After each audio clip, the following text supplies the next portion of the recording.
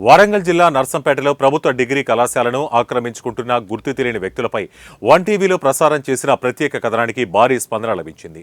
నర్సంపేట ప్రభుత్వ డిగ్రీ కళాశాల భూమిని ఆక్రమించుకుంటున్నారనే సమాచారాన్ని ప్రచురించిన శీర్షికకు పట్టణ కాంగ్రెస్ నాయకులు స్పందించారు. ఈ మేరకు చర్యలు తీసుకునే విధంగా తాము ప్రణాళికలు సిద్ధం చేసినట్లు పార్టీ అధ్యక్షులు బట్టిన రాజేందర్ తెలిపారు.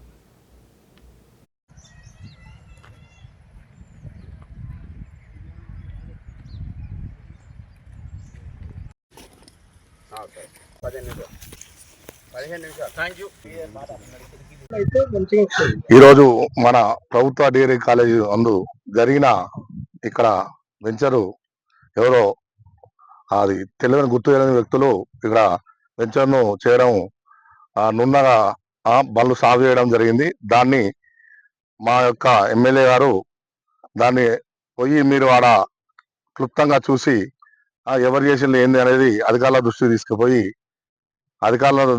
తీసుకుపోయి దాన్ని కాపాడాలని, అలాగే ఇక్కడ డిగ్రీ కాలేజీలో మా మాధవరెడ్డి గారు ఎమ్మెల్యే అయిన కొత్తలోనే ఈ డిగ్రీ కాలేజీకి వచ్చి ఇక్కడ ప్రహరీ గోడ కానీ దీనికి కావాల్సిన వసతుల గురించి కూడా మా ప్రిన్సిపల్ గారితో చర్చించడం జరిగింది.